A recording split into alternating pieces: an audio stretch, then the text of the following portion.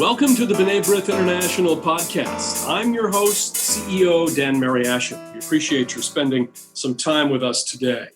As the environment for Jews in Europe becomes even more challenging and in some places increasingly hostile toward Jews, more and more Jews are making Aliyah.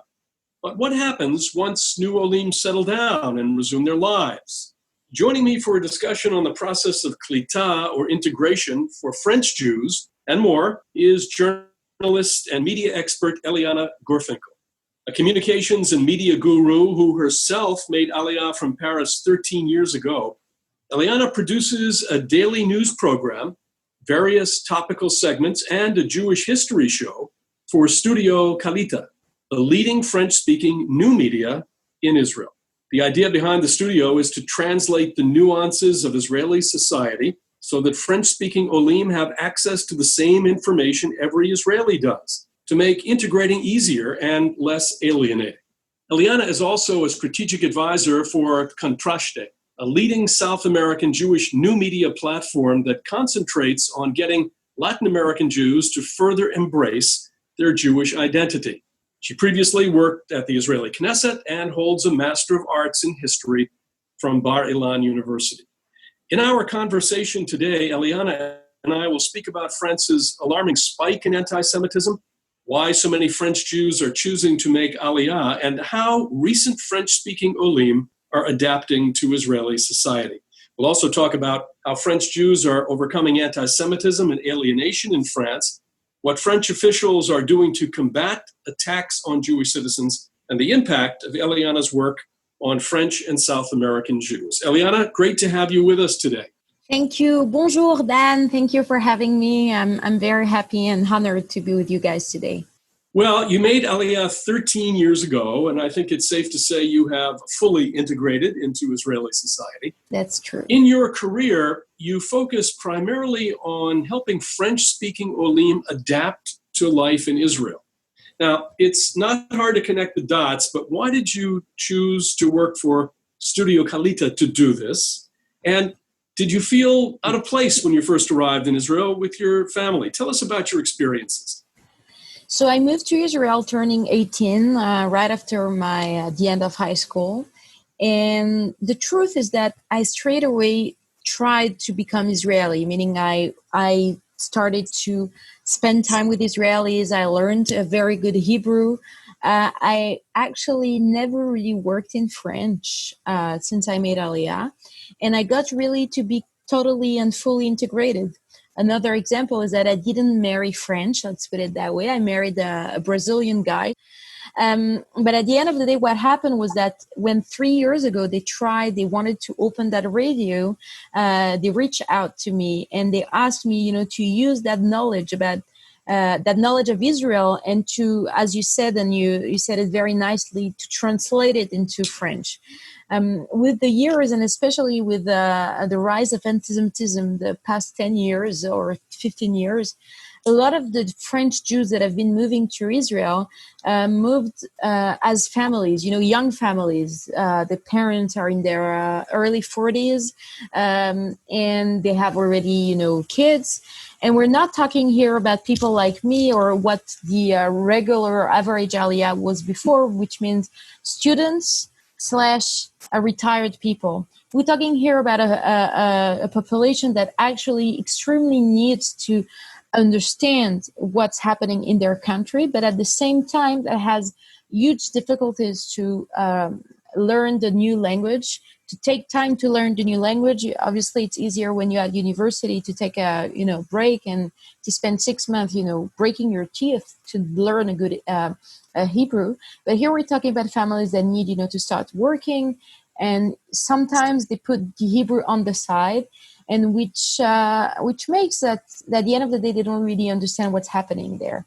And for me, I always enjoy this idea, of being a bridge over a gap, trying to help them and to help them integrate, and at the same time doing what I like, which means, being into journalism. So that really worked out well. Kalita's stated mission is to help French Olim succeed in Israel and strengthen the social and economic contributions of French Olim in Israel. You helped launch and now produce several programs for Studio Kalita, which is the organization's digital arm. In fact, you produced more than 700 episodes from your own experiences and based on conversations with others.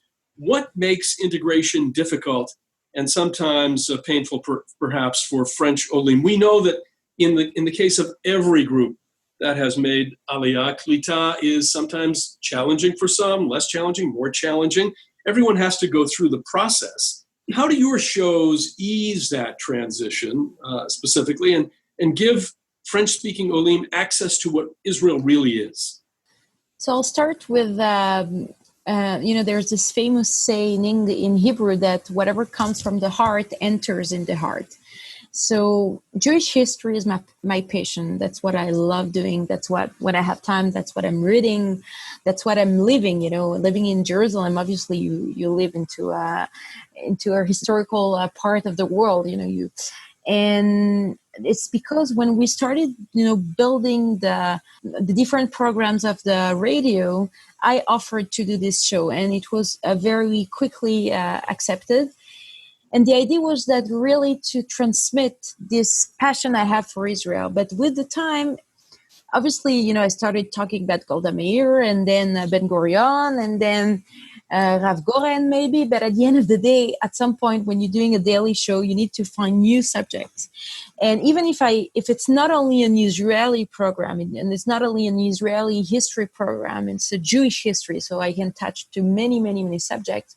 Obviously, at the end of the day, I talk a lot about Israeli figures and people that are not as known as the few names I mentioned earlier.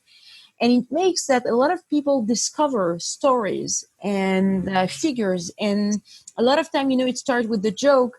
A lot of people know the joke that who was Ben Gurion? Oh, it's an airport. What is Ben Gurion? It's an airport, and not it was a famous leader in Israel. So Ben Gurion is a big, it's a big example, but you have many, many names. You walk around in the cities. And that's why sometimes I prefer, Israeli names or European names than in America. You have a lot of, the avenues are letters and then the streets are numbers. So you're less into history than you can be in Israel when you have, I don't know, the name. I live on Rehov Arav Brody. And so obviously I checked out who was that guy. And it's interesting because where I live, and then that's also one of the amazing thing in Israel, areas and shchunot in Israel are, around a subject. So you'll have, for example, the tribes of Israel.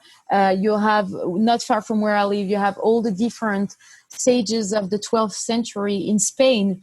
So this idea is to give people that knowledge, to enable them to look at the daily life with another light, to understand that at the end of the day, even if the state of Israel now, it's been 70 years that it's around, it's only the climax of a very, very long process of dreams and different trials to get to it. And when you pass on this message, it gives a lot of strength. And especially sometimes when I tell about, this politician or this very famous singer, and I tell their story, their personal stories, and you hear about all the different, the different times they fell on the way, I think it really gives some strength to keep going, and it gives you this idea to go further and to succeed. We also do, for the past few months, we've been doing something called face-to-face, face-à-face, where we interview famous Israelis and we translate these interviews. And by doing so, again, you let the French Jews that will not automatically, turn on the Israeli TV, but maybe they'll just, use cable to watch their favorite French shows. And suddenly they discover all these Israeli figures and they feel that they're connected. If they bump into this person in the supermarket, they'll say, oh, I know who you are. And that's a very strong feeling of attachment and of being part of a country. And especially in Israel, even if that's something I've learned a lot in high school about America, that America is a nation of immigrations and everything, of immigrants. At the end of the day, it's the same for Israel. And the more you tell about that history of immigrants coming one after the other and bringing, their stone and building that country, the more you tell about that, the more I believe a young Ole will say, or someone that just came to Israel, I want to be this Ole as well. I want to bring my stone. I want to build this country. And that's what I'm trying to do, to inspire them with these very old, centuries old stories, but that could actually inspire them for their daily life. What you say about street signs, it's so true. And I do this constantly when I'm in Israel, is I always look at the street signs, not only to make sure at the corner that I'm, crossing, safely, but also that they do tell a story in every city, in every neighborhood. And it's interesting that you chose that as an example. How big is your audience in France, and how many listeners do you have in Israel? How do you? Yeah, we're talking here about 100,000 followers, with 60% being in Israel and 40% being in France. We also, for the past year, we've been having a connection with the French Jewish radios in France. So, for example, my show is being broadcasted as well in France every day. So we've been, really touching a lot of people. And what is interesting is that, let's put aside my show that is about Jewish history, but a lot of the shows we're doing talk about immigration and the integration. And we have what we call Aliyah stories, where people tell where they were when they came to Israel, when they are now, 5 years later, 10 years later, 2 years later. And a lot of these stories, again, inspire. And we have, we get some feedbacks, and we receive messages from people saying, I wanted to make Aliyah and I was not sure, and I watched your shows, and I watched that show called Israel comment ça marche, Israel, how does it work, and now I better understand I better understood what I needed to do, and that's how I succeeded to make Aliyah. I even spoke to one lady once. She told me she has a machberet, like a book note, where she writes down A notebook. Notebook, everything that is interesting for her and that would enable her to have a better integration. She just takes notes. And it was very funny because she's a big doctor. She got, she made Aliyah. She straight went into a big hospital in Israel. Like, it's not someone that is lost, but she still believes that she does not believe. She says that it helps her so much that she does that effort, that at night when she's done with her big day, she sits down, she opens her computer, and then she, with her notebook, she takes notes of everything that could help her to integrate better in Israel. Let's talk about anti-Semitism in France. It's spiked in the last decade. Jews are constantly asking themselves an age-old question, and it hasn't only been in France, it's been in other places. Do I have a bag packed? For example, following the November 2015 Paris attacks, 80% of French Jews in one poll considered making Aliyah. Why are French Jews making that decision, this large population? Why are they making that decision? And do you think that Israel is the destination? Are they looking at other places? First of all, they're definitely looking at other places. We've been having immigration, like French Jews have been moving to Canada, Montreal, they speak French there, to the US as a general destination, to Australia. A lot of them have been moving to Australia. Why are they moving? I've always been impressed and shocked to a certain extent by my American friends telling about how their parents have been buying, cemetery plots in the U.S. and preparing for the burial. I do not know any French person that has bought a burial plot in France. Maybe at the end of the day, they end up, being buried in France, or maybe they have a family plot and at the end of the day, they do get buried in France. But the way French Jews are, And that's maybe because, they're Sephardi and they're Masoratim and they're connected to the tradition, even if they're not what we would call in an Orthodox way religious, they're connected to Israel. When I grew up, and I grew up both in a place where I both went to, Jewish school and non-Jewish school, so I met both populations. Jews are very linked to their Judaism and Jews that are less linked to their Judaism and their Jewish identity. For many of them, it has always been clear that at the end of the day, we'll end up in Israel somehow.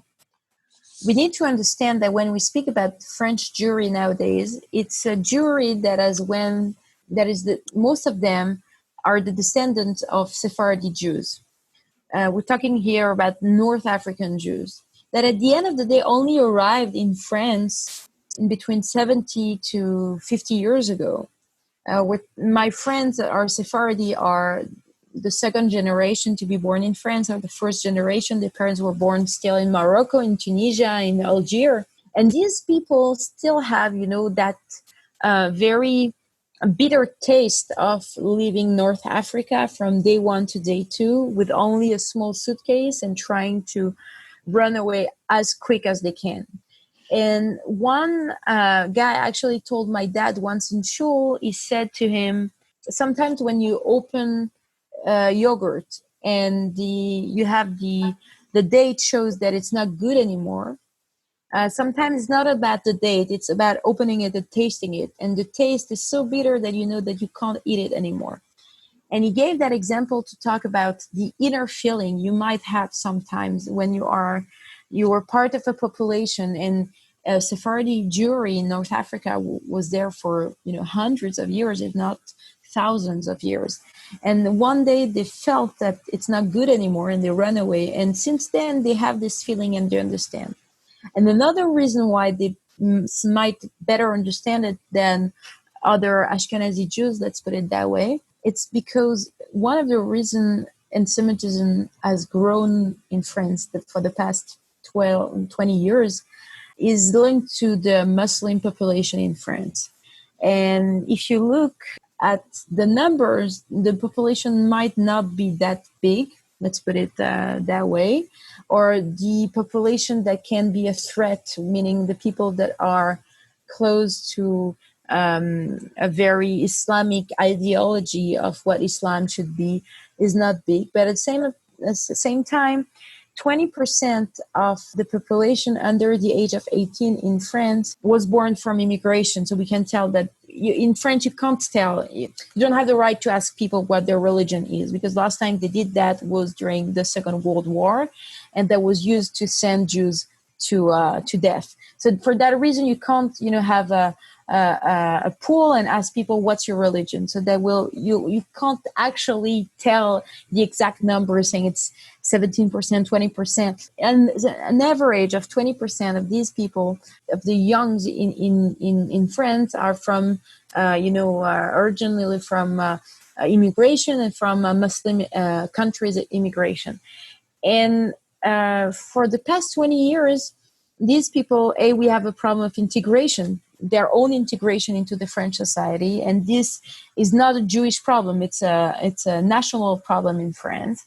And at the same time, these populations with time have been, being, for example, a lot of neighborhoods in France, what we could call, kind of ghettos. There, it's difficult to teach Holocaust studies or even Holocaust in high school, because the students don't accept, the pupils don't agree to hear about the Holocaust, and they don't agree to hear about Jewish suffering, and they say that it's not true, and they say that at the end of the day, what happens to the Jews, it's what should happen to them, because what they do to Palestinians, even if, it's not connected. I mean, the Holocaust happened over 70 years ago, and the Israeli-Palestinian conflict has been after that terrible war. But we're having here a problem of education, and the problem of education makes that a lot of these population that might be poor and not really educated population turn to be very anti-Semitic and turn to act in a very anti-Semitic way. And the other thing we feel in France nowadays is that you might have this, Muslim movement or Islamic movement against the Jews. It has awakened an old anti-Semitism that was, that people didn't talk about for many, many, many years. I just want to give an example. There is this amazing French writer named Alexandre Jardin, and his grandfather was the head of staff of Laval. Laval, that was the prime minister at the time of the Vichy government. So his grandfather was, the head and the hands of the government that sent Jews to death. And he wrote a book, an extremely moving book, where he tells about how he grew up, and everyone in the family was saying about how his grandfather didn't do anything and he had no choice, and that's what the Germans demanded his grandfather to do, and that's what he grew up with. And when he became an adult, he started, to learn history, and with time he realized that that's not true, that his grandfather was guilty for what he did, and then he wrote that book where he basically asked. He said to the Jews, "I'm sorry for what my grandfather has done, and I want to ask you to forgive, not to forgive him, but to forgive me too. That only now, 50 years later, I'm asking for forgiveness." So this is another, feeling that these two anti-Semitism are around and are alive, and maybe it was no one took care of that anti-Semitism the same way, let's say, that the Americans, while being in Germany, took care of the strong, Nazi ideology and succeeded to make it disappear. So in France, that's not what happened, and that's the feeling nowadays. No, I think France is a perfect example, really, of where you have the perfect storm description of anti-Semitism from the left, from the right, and from Islamic extremism. France does have the largest Jewish population in Europe, and many will still are intent to remain there, will still remain. Yes. How are Jews in France working to overcome or combat this anti-Semitism and the alienation? And do you think that the government response has been adequate or not? That's a very good question.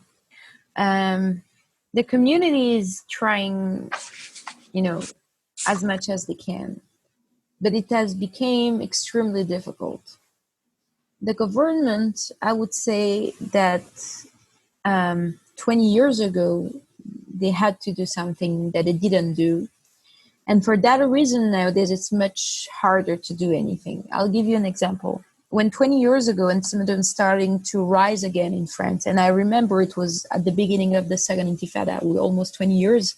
It's almost the 20th anniversary of the beginning of the Second Intifada. And when a lot of these young in neighborhoods in France starting to identify to the Palestinians that were fighting against the Israelis, and by identifying to them, they started to attack Jews in France. At that time, the French president, Jacques Chirac, made the famous speech where he said, "There is no anti-Semitism in France." And by doing so, by saying there is no anti-Semitism in France, and at the same time knowing that every day you have more and more anti-Semitic acts happening, and that every day there are more Jewish students that are afraid to say that they're Jewish at university. By doing that, you're kind of always use that Jewish word. You're giving a stempel. You're giving you're telling any single person that want to commit an anti-Semitic act, please do.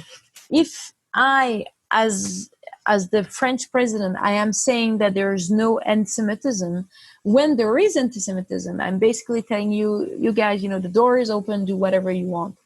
And I think that the first person that really, a politician that really addressed the issue of anti-Semitism in France was Manuel Valls, that was the prime minister. And it was a bit too late. There are too many stages that have been passed by the fact that in France you can't walk around with a kippah, a yarmulke, because that's actually endangering yourself. The fact that it's really hard to be pro-Israeli, in an open way. Not, I'm not talking here about doing crazy things, but just saying, I'm pro-Israel. That's something it's really difficult to say. And the French media, have been, for the past 20 years, been extremely being pro-Palestinians, and that has an impact on the reality. We listen to media. Media are giving us an insight about the world that we want to trust. So if you're being biased by what you're doing, it's really difficult, to bridge that gap. Well, we have time for one more question, and I'd like to move from France to Latin America, because you also have a great interest in the Jewish communities there. You're an advisor for Contraste, a South American Jewish new media that concentrates on getting Latin American Jews to further embrace their Jewish identity. Since launching, Contraste's YouTube channel and Facebook page in Portuguese have gained thousands of followers, generating so much interest that the organization launched an e-learning platform with thousands of subscribers a few months ago. What role do you think Contraste plays for South American Jews, and how likely is it that Jews from Brazil and other Latin American countries, and those who perhaps are living outside Latin America, begin making Aliyah in numbers that would approximate what French Jews are doing in terms of Aliyah? So South America is very different from what we actually know. The first thing is that assimilation rates in, intermarriage rates in South America are huge.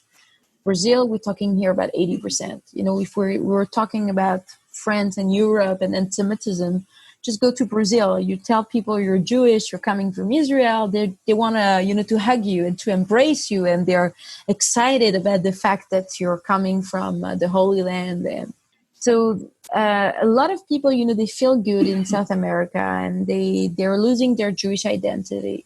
And what we've been trying to do with Contraste, and what I've been trying, to help them doing with the ideas about how to reach out to that Jewish population, is first of all this idea of, being Jewish pride. I guess that's something, in America that really resonates. You're proud to be a Jew, and it's okay to be a Jew. And all that content that we're creating is about, how cool it is to be a Jew, and how rich is our tradition and everything we have. Obviously, we want to strengthen people, their Jewish connection and their knowledge. And Brazil is a huge country. It's almost the size of the US. The population is not as big as the American one, but it's still a very big population. And the Jewish population is very small. We're talking here about 80,000, Jews. That's not, that we're not talking here about America. We're not talking about millions. We're not talking about hundreds of thousands. And then you have another big population that is Argentina. These Jews, when you and because that population is smaller than, let's say, the English-speaking population, the Jewish English-speaking population, you have less material being translated into Portuguese, and you have less knowledge that can be easily found in Portuguese. And that's the reason why Contraste has been, being so nicely welcomed, because people are eager, to know more about who they are, and that's why they're interested. And I want to add another thing that you not always think about it. In Brazil, we're talking here about 230 million inhabitants. You have 30 million inhabitants that are of Marrano descent. Their, ancestors were Marrano that ran away, not from Spain, but from Brazil, from Portugal, sorry, and that arrived in Brazil at the time when Brazil was part of, the Portuguese colonial empire. And these people, you have different types of people. You have people that have been living in their close communities for hundreds of years. We've met some of them. People that know that, in our family, we only get married with cousins, and my dad would tell my mother at some point to light candles on Friday night. And on, at the end, Saturday night, we would always do like this, and look at the stars and look for 3 stars, and all of these people didn't really know, or maybe the secret hasn't been extremely well passed over the years. But with the emergence of internet, people have been looking for their Jewish roots, and that's also one of the reasons that Contraste is big, is that a lot of people are looking for their Jewish identity, and with the internet, they can find some Jewish identity. We're talking here in Brazil, 30 million people have Jewish roots, and hundreds of thousands of them are interested into knowing more. So that Contraste as also, being a lot of people, when they're looking for some authentic Judaism and they want to know and learn, a lot of them go through the platform. Do they stay? Are they, they're not the biggest part of the platform, but a lot of them come from that background. And we need, I think, as Jews, to be aware that in many different parts of the world, you have people that find their Jewish connection, like the Bnei Menashe that live, in between China and India, and all these people that are interested into their Jewish roots. And that might be, the future of the Jewish people, and maybe the Jewish state. If tomorrow we have a lot of people that, start going and coming and coming to Israel.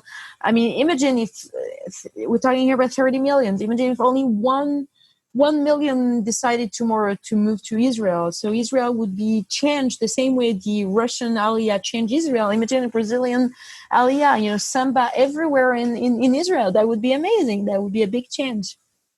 Eliana, really what you say about Jewish continuity and education, Jewish identity, pride in being Jewish. This is the constant challenge that we have, and not just in this generation, all previous generations in countries, particularly immigration countries like the United States and Brazil and other places. This is always a challenge. And the work that you do with Kalita and the work that you do with Contraste really is a contribution to meeting that challenge. And really, it's extremely important. Not only in a place like France, where really France is on the front line in terms of combating anti-Semitism, but also in places like Brazil and other places. Really, you have made a tremendous contribution, and we really appreciate it. Thank you so much for joining us. Thank you for having me, and thank you to the Bnei Brit, the oldest Jewish organizations, for what you guys have been doing for so many years. Well, thank you to Eliana Gurfinkiel for joining me today, and thank you for tuning in. If you like what you hear, make sure you never miss a show by clicking the subscribe button wherever you get your podcasts. And be sure to visit our website, bneibrit.org, to learn about our work, like us on Facebook, and follow us on Twitter. For my guest, Eliana Gurfinkiel, I'm your host, CEO Dan Mariaschin. Talk to you again next time on the Bnei Brit International Podcast.